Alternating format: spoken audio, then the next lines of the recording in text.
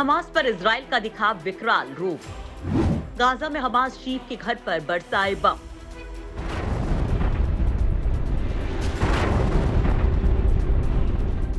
Israel और फलस्तीनियों के बीच संघर्ष थमने का नाम नहीं ले रहा है।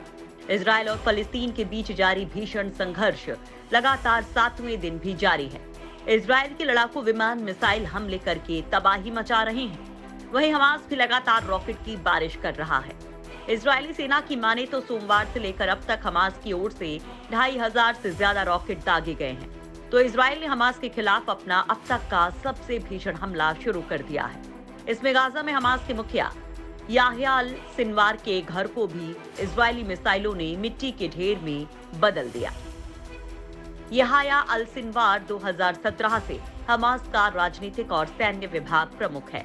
खूनी संघर्ष में अब तक 150 से ज्यादा फलस्तीनी मारे गए हैं और 1000 से ज्यादा लोग घायल हुए हैं।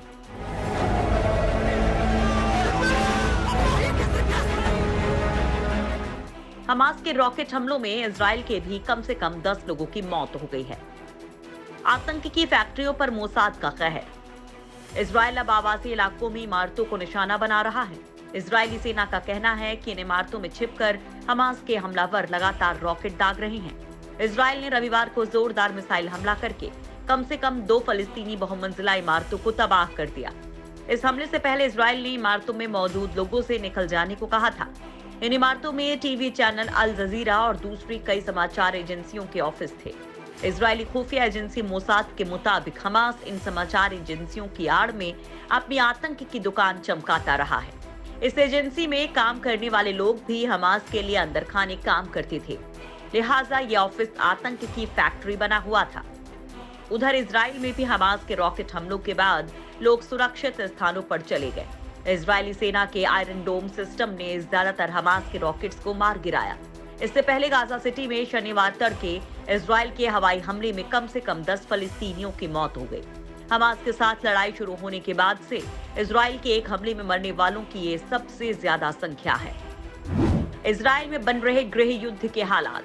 पिछले महीने यरूशलेम में तनाव से शुरू हुआ ये संघर्ष व्यापक पैमाने पर फैल गया है। अरब और यहूदियों की मिश्रित आबादी वाले इजरायली शहरों में रोज हिंसा देखी जा रही है। इजराइल और हमास के बीच जारी लड़ाई के दौरान वेस्ट बैंक में भी फलस्तीनियों ने व्यापक पैमाने पर प्रदर्शन किया। सैकड़ों प्रदर्शनकारियों ने कई शहरों में इजरायली सेना के साथ झड़प की। इस दौरान इजरायली सेना की कार्रवाई में कम से कम 11 लोग मारे गए। यह हिंसा ऐसे वक्त में हो रही है जब फलस्तीन शनिवार को नक्बा दिवस मना रहे हैं, जब वे 1948 के युद्ध में इजराइल के हाथों मारे गए हजारों फलस्तीनियों को याद करते हैं। इससे संघर्ष के और तेज होने की आशंका बढ़ गई है।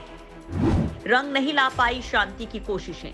अमेरिका, संयुक्त राष्ट्र और इजिप्ट के दूत दोनों पड़ोसी देशों में शांति कायम करने के लिए कोशिश में जुटे हैं, लेकिन अभी तक कोई प्रगति नहीं हुई है।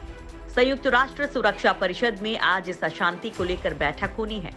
इजराइल और फलस्तीन के बीच कई सालों में ये सबसे भीषण संघर्ष है। इजराइल और हमास दोनों ने कहा है कि वे हमले लगातार जारी रखेंगे। इस बीच फलस्तीन के राष्ट्रपति महमूद अब्बास ने अमेरिकी राष्ट्रपति जो बाइडेन से फोन पर बात कर इजराइल से जारी संघर्ष में हस्तक्षेप करने और इजरायली हमले रोकने के लिए कहा है। अब्बास ने अमेरिकी राष्ट्रपति को फोन कर उन्हें फलस्तीनी क्षेत्र में जारी हिंसा के बारे में ताजा जानकारी दी है। साथ ही फलस्तीनी लोगों के खिलाफ इजरायली कार्रवाई को रुकवाने का आग्रह भी किया। तो वहीं संयुक्त राष्ट्र के मानवाधिकार प्रमुख ने इजराइल और गाजा के चरमपंथी संगठन हमास से तनाव कम करने और हिंसक कार्रवाई को रोकने की अपील की है। लेकिन शांति के प्रयासों के बीच इजराइल हमास के समूल नाश में जुटा हुआ है।